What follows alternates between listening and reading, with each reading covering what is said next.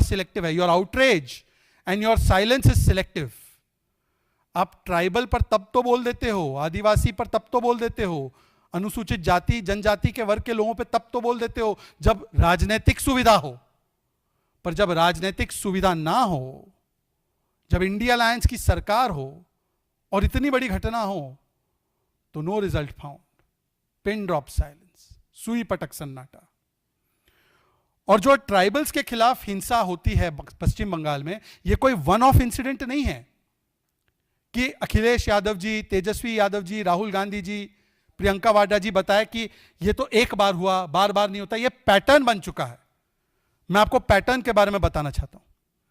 मार्च 2024, south 24 Parganas, एक आदिवासी महिला कार्यकर्ता बीजेपी की टीएमसी के लोगों के द्वारा असॉल्ट की गई। 2022, आपको याद होगा, टीएमसी के मौजूदा विधायक और उस समय मंत्री अखिल गिरी जी, उनके तो जो बयान राष्ट्रपति द्रौपदी मुर्मू जी, जो पहली बार आदिवासी समाज से एक राष्ट्रपति बनाई तो एनडीए की सरकार ने बनाई, उनके प्रति जो शब्दावली और टिप्पणी की गई वो अस्वीकार्य थी, पर आज भी वो टीएमसी में बने हुए हैं। जो पोस्ट पोल वायलेंस हुआ उसमें 14,000 से ज्यादा ट्राइबल लोग डिस्प्लेस हुए। संदेश खाली में जो शाहजहां शेख ने किया, जिसको टीएमसी की सरकार बचा रही थी, विक्ट्री साइन बता रहा था पुलिस थाने में जाते हुए, उसमें भी अनेकों महिलाओं का जो बलात्कार और उत्पीड़न किया गया वो आदिवासी समाज से थी, अनुसूचित जाति समाज से थी। जुलाई 2025, ट्राइबल बेल्ट में 13 साल की बच्ची के साथ रिपीटेड बलात्कार टीएमसी के पंचायत मेंबर के परिवार के सदस्य के द्वारा। अप्रैल 2023, एक माइनर ट्राइबल गर्ल के साथ गैंगरेप और मर्डर उत्तर दिनाजपुर में। 2023 जुलाई में मालडा में 2 आदिवासी महिलाएं निर्वस्त्र की गई और उनका परेड कराया गया। वहां पर भी टीएमसी के कुछ समर्थित एलिमेंट्स इन्वॉल्व थे और इस पर तो पश्चिम बंगाल की मंत्री शशिकांत पांजा, उनका नाम है, WCD women child development minister है, उनका शर्मनाक बयान आया कि कपड़े फटे, पर कितने फटे, ज्यादा तो नहीं फटे ना, थोड़े बहुत फट गए। यह इस प्रकार का बयान एक आदिवासी महिला के विषय में दिया गया। ऐसी लंबी फहरिस्त है। और इसीलिए आज मेरा सवाल है एक तो पश्चिम बंगाल की सरकार से कि एक आदिवासी समाज से आने वाले एक जनप्रतिनिधि पर इतना बड़ा हमला होता है, क्या यह डेमोक्रेसी बचाओ के तहत है? क्या यह संविधान बचाओ के तहत है? इतने घंटे होने के बाद और 3 हमले होने के बाद फ्लड की चिंता करने के बदले ममता बनर्जी सेलिब्रेशन मोड में और कवर अप मोड में, और अभी तक एक भी गिरफ्तारी इन अपराधियों की नहीं हुई है क्योंकि ये टीएमसी से जुड़े हुए। तो कब इनके ऊपर कार्रवाई होगी? और सवाल राहुल गांधी जी और कांग्रेस की इकोसिस्टम से भी है। कांग्रेस का इकोसिस्टम पिछले 2 दिनों से बड़ा आउटरेज मोड पे है। वो आउटरेज पश्चिम बंगाल की सीमाओं पर समाप्त क्यों हो जाता है? Why is the outrage demonstrated by the ecosystem of Congress not penetrating through the borders of Bengal, where Adivasi MP and MLA have been almost killed? Are some attacks more justified than the others? Animal Farm में लिखा गया था George Orwell द्वारा, some are more equal than the others. तो क्या कुछ लोगों पर, कुछ आदिवासी समाज के लोगों पर हमला जायज है क्योंकि करवाने वाले और जहां ये हमले हो रहे हैं वो आपकी सरकार या इंडी अलायंस के समर्थन में है?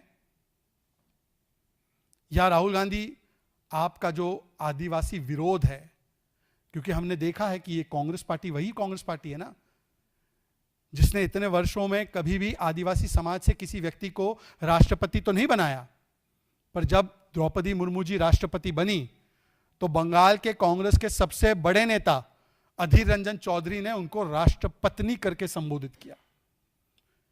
उनके दूसरे बड़े नेता अजय कुमार, चीफ स्पोक्सपर्सन, उन्होंने तो कहा कि द्रौपदी मुर्मू जी की मानसिकता ही दरअसल शैतानी है, इवल मानसिकता के। जेएमएम ने भी उस समय पर इसका विरोध किया था। और स्वयं राहुल गांधी और सोनिया गांधी ने तो द्रौपदी मुर्मू जी के बारे में कहा कि she is a boring poor lady. तो आदिवासी समाज के इतने बड़े व्यक्ति ओहदे पर बैठे हैं, उनका भी अपमान आपको जायज था। और आज आदिवासी समाज पर और आदिवासी समाज से आने वाले जनप्रतिनिधि पर टीएमसी द्वारा, जिहादियों द्वारा एक जानलेवा हमला किया गया, तो वोट बैंक के तराजू में तोलते हुए आज राहुल गांधी, अखिलेश यादव, तेजस्वी यादव और टीएमसी की जुबान नहीं खुल रही है, क्योंकि वोट बैंक को अपसेट नहीं करना है। तो यहां पर आदिवासी की कोई चिंता नहीं है। यह इनके हिपोक्रेसी का और डबल स्टैंडर्ड्स का परिचायक, इसलिए मैं इनको हिपोक्रेसी का खलनायक कहता हूं। हिपोक्रेसी राहुल गांधी की एक और नजर आती है और उसको इस प्रकार से बताया जा सकता है कि उल्टा वोट चोर कोतवाल को डांटे। अपने फॉरेन वेकेशन पर जाने से पहले राहुल गांधी जी ने so called hydrogen atom bomb के एक्सप्लोजन की नाकाम कोशिशें तो की थी, वो बॉम्ब सेल्फ डेटोनेट हो गए और फिर राहुल गांधी खुद विदेश यात्रा पर निकल गए। पर राहुल गांधी जी जो खुद वोट चोरी का आरोप लगाते हैं, ये घर में तो उससे बड़ी महाचोरी हो रही है इनके। और वो कहते हैं ना, एक तो महाचोरी वोटों की और ऊपर से सीना जोरी। तेलंगाना के कांग्रेस के बहुत बड़े नेता नवीन यादव है। नवीन यादव कौन है? वो जुबली हिल्स के, बताया जाता है कांग्रेस ने तय कर दिया है, अभी जुबली हिल्स में बाइपोल होने वाला है, वो उनके प्रत्याशी बनने वाले, घोषित होने ही वाले। रेवंत रेड्डी के एकदम करीबी माने जाते हैं। ये रेवंत रेड्डी के साथ उनकी तस्वीर भी है, ध्यान से देखिए। Very big leader of Telangana Congress party, who is going to be declared as the next candidate of the Jubilee Hills bypoll. उनको तेलंगाना की पुलिस ने ही अब उनके खिलाफ कार्रवाई की है, क्योंकि इस व्यक्ति ने सबसे बड़ी वोट चोरी की है और वोट चोरी भी सरेआम। नवीन यादव जी वहां के कुछ लोकल से जो वोटर आईडी कार्ड बनाने की प्रक्रिया होती है उसके ओटीपी लेते हैं। वो ओटीपी लेने के बाद वो सरकारी तंत्र का गलत फायदा उठाते हुए वोटर आईडी कार्ड बनाते हैं और फिर वो फर्जी वोटर आईडी कार्ड, क्योंकि चुनाव आने वाले हैं और वो प्रत्याशी, उनको कांग्रेस ने बता दिया कि आप प्रत्याशी बनोगे हमारे, उससे पहले वोटर आईडी कार्ड डिस्ट्रीब्यूट करने का काम करते हैं, जिसकी तस्वीरें आपके सामने मैं पेश कर रहा हूं। पूरा कार्यक्रम किया गया। वोटर आईडी कार्ड जो बांटने का काम होता है वो किसी कैंडिडेट या व्यक्ति का तो नहीं होता है, वो तो इलेक्शन कमीशन का काम होता है। पर यहां पर नवीन यादव जी ने फेक वोटर आईडी कार्ड बनाकर डिस्ट्रीब्यूट कर डाले और इसीलिए उनके खिलाफ केंद्र की सरकार या किसी और ने नहीं, तेलंगाना की पुलिस ने ही कार्रवाई की है। अब मैं राहुल गांधी जी से पूछना चाहता हूं, राहुल गांधी जी, आप तो वोट चोरी को लेकर बड़े हाइड्रोजन और एटम बॉम्ब एक्सप्लोड कर रहे थे, हर रोज प्रेस कॉन्फ्रेंसेस भी कर रहे थे। अब अगर आपको बगोटा से फुर्सत मिल चुकी हो और भारत लौटने का कोई प्लान हो, तो क्या इस वोट चोरी पर आपका कोई हाइड्रोजन, न्यूक्लियर, प्लूटोनियम, पता नहीं और कोई बॉम्ब एक्सप्लोड करने का प्लान है या नहीं है? कोई पावर पॉइंट प्रेजेंटेशन बताकर या कोई प्रेजेंटेशन दिखाकर आप बताएंगे कि आपके नेता, जो अभी भी कांग्रेस के नेता बने हुए नवीन यादव, ना केवल fake voter ID card distribute करते हैं, बल्कि अब एक और तस्वीर सामने आई है कि सुइंग मशीन भी डिस्ट्रीब्यूट कर रहे हैं वोटर्स को प्रभावित करने के लिए। आप देख सकते हैं कि एक बुर्खा डाले महिला है वहां पे, उनको सुइंग मशीन दी जा रही है। ये दूसरी बुर्खा डाले महिला है, उनको भी सुइंग मशीन दी जा रही है। ये एक कम्युनिटी को, एक वोट बैंक को इन्फ्लुएंस करने के लिए फेक वोटर आईडी कार्ड भी बनाना और फिर अवैध रूप से उनको इंसेंटिवाइज करने के लिए आरपीए एक्ट के गलत इस्तेमाल से, आरपीए एक्ट के खिलाफ जाकर, इलेक्शन कमीशन के नॉर्म्स और एमसीसी के खिलाफ जाकर जिस प्रकार से प्रभावित करने की कोशिश की जा रही है, यह तो आपके घर में चोरी पकड़ी गई। अब राहुल जी बताइए, उल्टा चोर तो कोतवाल को डांटे। और राहुल जी के तो परिवार में वैसे ये चोरी की बड़ी पुरानी आदत है, कह सकते हैं कि ये खानदानी वोट चोर है उनकी पूरी पार्टी। भाई 75 में इंदिरा गांधी जी ने डेमोक्रेसी चोरी करने की कोशिश की थी, कन्विक्ट हुई थी वो। 1987 में जम्मू कश्मीर में वोटों की चोरी की गई थी, ये शशि थरूर ने ऑन रिकॉर्ड बयान दिया है कांग्रेस के खिलाफ। जी परमेश्वर जो कर्नाटका के मौजूदा होम मिनिस्टर है, उन्होंने कहा कि ईवीएम आने से पहले खटाखट हम बूथ पर जाकर बूथ चोरी करते थे। हमने देखा है कि किस प्रकार से चाहे संदीप दीक्षित हो या कीर्ति आजाद हो, उन्होंने भी कांग्रेस के कार्यकर्ता और कांग्रेस के नेता कैसे बूथ चोरी करते थे, उसके बारे में बड़े डिटेल में बताया है, वीडियोस अवेलेबल है।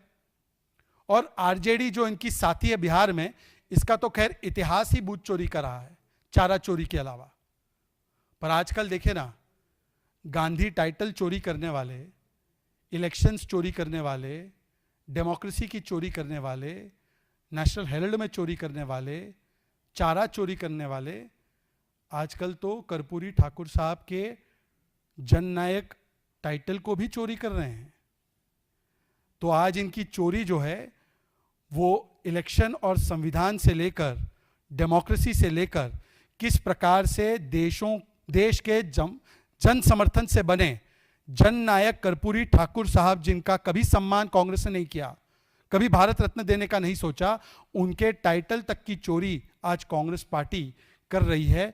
और इसीलिए कभी गालीखोरी, मां की गाली, बिहार को गाली, कभी झूठे आरोपों के साथ जिस प्रकार से आरोप जाली लगाना वोट चोरी का, या जिस प्रकार से अब टाइटल चोरी पर आ चुकी है कांग्रेस पार्टी, इसी से समझ में आता है कि आगे क्या दशा और दिशा होने वाली है। पर राहुल गांधी जी से हम जरूर कहेंगे कि आदिवासी समाज के सांसद पर जो हमला हुआ, उस पर भी वो अपना कुछ ज्ञान दे, और कुछ ज्ञान अपने ही घर में चल रही महाचोरी के बारे में भी जरूर दे।